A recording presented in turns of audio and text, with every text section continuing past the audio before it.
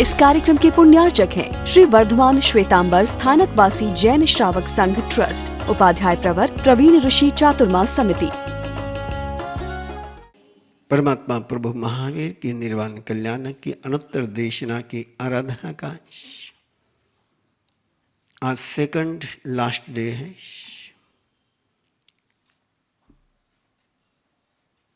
शिखर आराधना का जीव अजीव भक्ति का अध्याय हम कल से कर रहे हैं।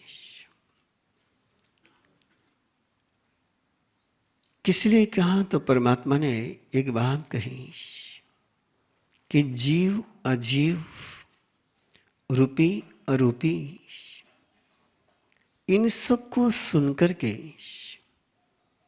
इन सब को जानकर करके चेतना संयम में रमन करने में समर्थ होती है। जब तक जीव और अजीव को नहीं जानेंगे तब तक संयम की साधना संपन्न नहीं हो पाती। ये बहुत बड़ा सिद्धांत परमात्मा ने दिया है।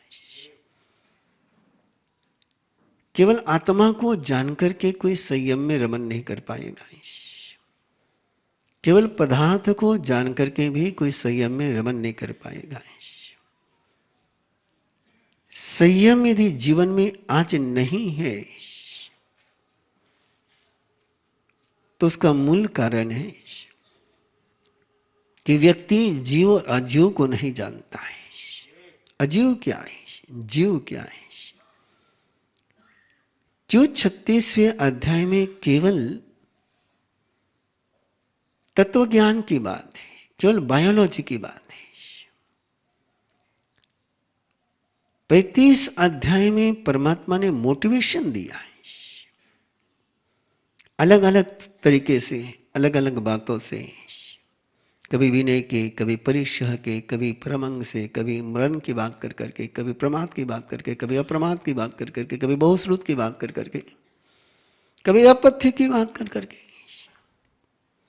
कभी अहंकार की बात कर करके, कभी निदान की बात कर करके, अलग अलग तरीके से 35 अध्याय में परमात्मा ने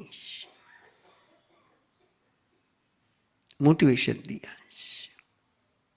लेकिन 36वें अध्याय में केवल इंफॉर्मेशन है, ओनली नॉलेज है। और नॉलेज के शिखर पर जाकर के कहा कि क्यों ये नॉलेज है, कि सारे नयों से जब जीव और अजीव को जानेगा कोई व्यक्ति तभी वो संयम में रमन कर पाएगा। इसलिए ये सबसे बड़ा अध्याय है। और इसलिए संलेखना के इस समय में देव गुरु कृपा से इसका उपयोग होता है और बहुत जीवों को एक अलग अनुभूति उस समय होती है। एक सवाल आपके मन में आ रहा होगा कि अर्धमागधी में है, संलेखना के समय में आप उसको सुनाते हैं, उसको क्या समझ में आता है। लेकिन याद रखिए, एक सामान्य केवली की वाणी होती है और एक तीर्थंकर की वाणी होती है। सामान्य केवली की वाणी ज्ञानमय होती है और तीर्थंकर की वाणी वचनातिशय से संपन्न होती है। तीर्थंकर नाम कर्म के पुण्य से संपन्न होती है। दोनों में अंतर कितना है।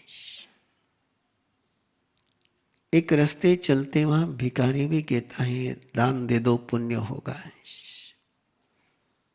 एक सामान्य संत भी बोलता है दान करो पुण्य होगा। एक प्रभावशाली वक्ता भी दान के विषय में प्ररूपणा करता है और एक कोई सिद्धि संपन्न आचार्य दान के विषय में प्ररूपणा करता है। चारों ही दान के विषय में बोल रहे हैं। लेकिन क्या एक साधु की बात का जितना असर होगा उतना रास्ते चलते भिखारी के वचन का असर होगा। जितना एक साधु के, जितना एक प्रभावशाली वक्ता का असर होगा उतना सामान्य साधु का होगा। जितना एक प्रभावशाली वक्ता का होगा और जितना एक आचार्य का होगा। वचन तो वही है, नॉलेज तो वही है, लेकिन नॉलेज में जो प्रभावशालीता आती है वो आती है पुण्य के कारण से, और तीर्थंकर के पास वो पुण्य होता है, और उसी कारण से वो बोलते एक भाषा में है, लेकिन श्रोता की जो भाषा होती है, सुनने वाले के पास जो भाषा है, उसी भाषा में उसको अंडरस्टैंड हो जाता है। ये परमात्मा का वचनातिशय है। निज निज भाषा सब अर्थ गए, स्वयं की भाषा में इसका अर्थ ग्रहण हो जाता है। शायद व्याकरण समझ में नहीं आएगा, शायद डिक्शनरी का मीनिंग समझ में नहीं आएगा, लेकिन यदि कोई श्रद्धा पूर्वक, अवभाव पूर्वक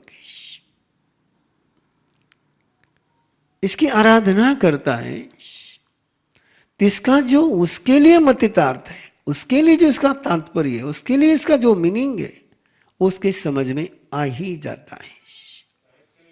एक छोटी सी अनुभूति के बाद, मैं 92 से गुरुदेव के बाद से ये आराधना का क्रम चला रहा हूँ। गुरुदेव पहले 7 दिन का चलता था, 92 से चल रहा है। लेकिन एक तीर्थंकर के वाणी में कितने अर्थ हैं, उसका एक छोटा सा आपके सामने झलक है। मुझे याद नहीं और लोगों को भी पता है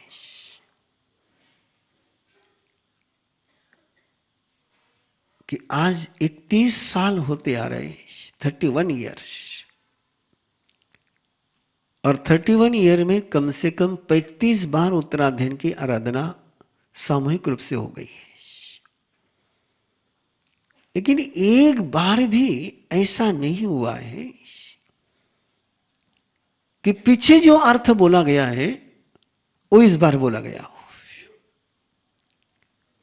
तब समझ में आता है कि परमात्मा के वाणी के लिए जो नंदी सूत्र में कहा गया अनंता गमा अनंता पज्जवा, इसके अनंत मीनिंग है। जिस समय अपनी श्रद्धा की जो क्षेपक्षम होता है, मैं ज्ञानावरणी का क्षेपक्षम नहीं कह रहा हूं, जैसी अपनी श्रद्धा होती है, जैसी अपनी आवश्यकता होती है, वैसा उसका परिणाम होता है।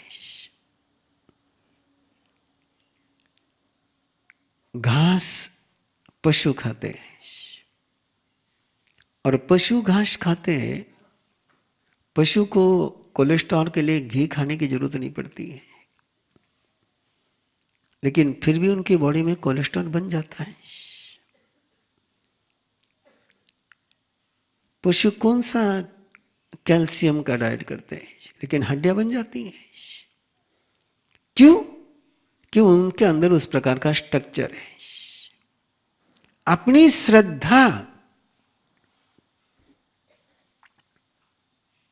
अपने अंदर उस स्ट्रक्चर को तैयार करती है।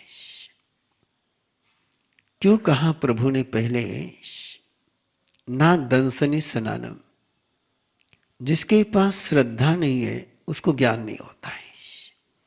जिसके पास केवल खोपड़ी है, दिमाग है, बुद्धि है, उसके पास केवल इंफॉर्मेशन होती है, ज्ञान नहीं होता है। ज्ञान की डेफिनेशन परमात्मा ने क्या दी? 2 डेफिनेशन दी। एक डेफिनेशन दी मोक्ष मार्ग के अध्याय में, और एक डेफिनेशन दी 32वें अध्याय में।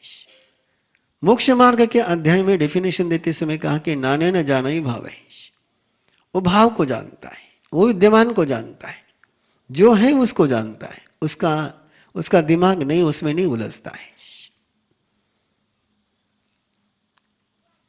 और 32वें अध्याय में परिभाषा देते समय कहा नानस सवस पगासनाय, ज्ञान से सारा उजाला हो जाता है, अंधेरा नहीं रहता है। नानस सवस पगासनाय, 29वें अध्याय में दो तरीके से बात करी कि स्वाध्याय करेगा तो ज्ञानावरणीय कर्म का क्षय हो जाएगा, और श्रुत की आराधना करेगा तो अज्ञान समाप्त होगा ना, क्लेश नहीं होगा। अब देखिए, एक ही आगम में परमात्मा ज्ञान के विषय में चार तरीके से बात कर रहे हैं। एक तरफ कहा स्वाध्याय करेगा तो ज्ञानावरणीय का कर्म का क्षय होगा, फिर कहा श्रुत आराधना करेगा तो अज्ञान का क्षय होगा। अब आपको लगता है दोनों में अंतर क्या है? दोनों में बहुत अंतर है। ज्ञानावरणीय का क्षय हो गया, इसका मतलब सूर्योदय हो गया, लेकिन सूर्योदय होने के बाद तुम आंख खोलोगे इसकी गारंटी नहीं है। डिस्कवर हो गया है, आवरण समाप्त हो गया है, लेकिन आवरण समाप्त होने के बाद तुम उसको जानोगे ये जरूरी नहीं है, आवरण नहीं है। लेकिन जब श्रुत की कोई आराधना करता है तो क्या होता है?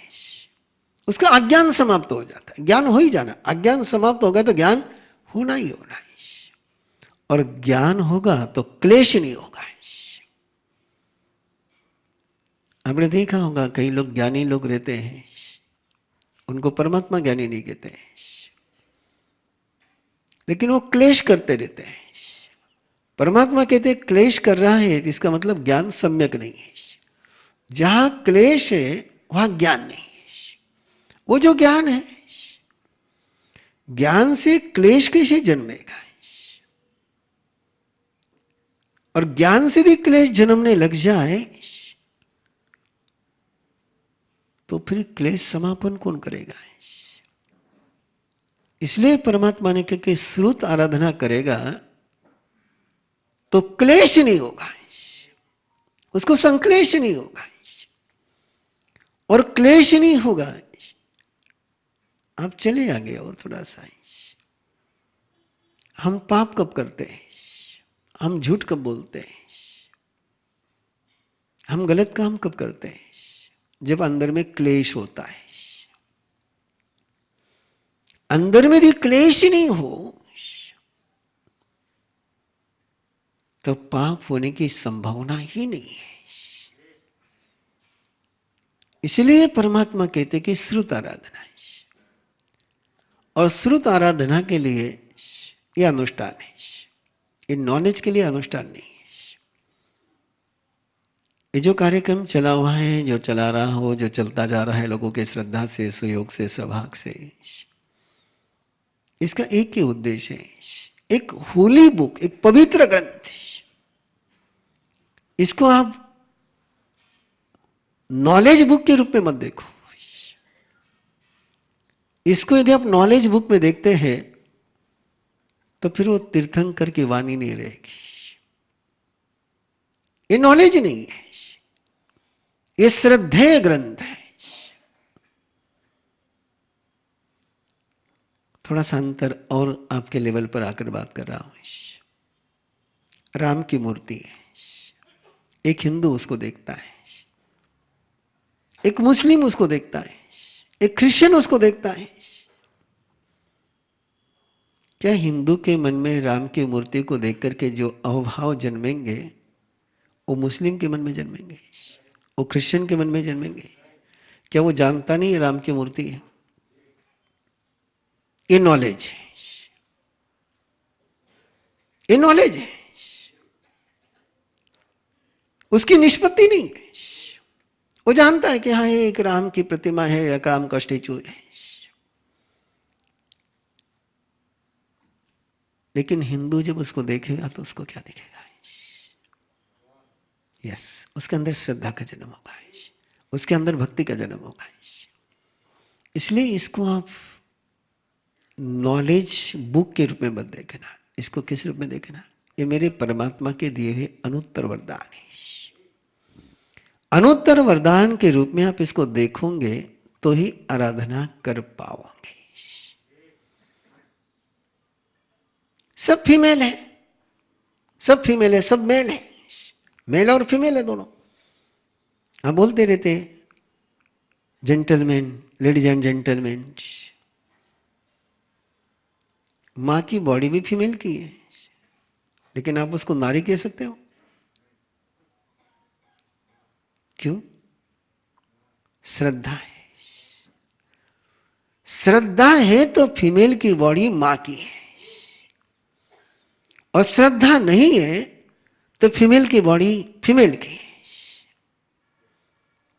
श्रद्धा है तो पिता है, और श्रद्धा नहीं है तो पुरुष है। कितना अंतर आता है। श्रद्धा आप देखो उसकी तरफ। मैं किस लिए आराधना के लिए आपको प्रेरणा दे रहा हूं, और प्राय इनको हम श्रद्धा के रूप में नहीं लेते, उसी के कारण से इसको जान करके लोग क्लेश करते हैं।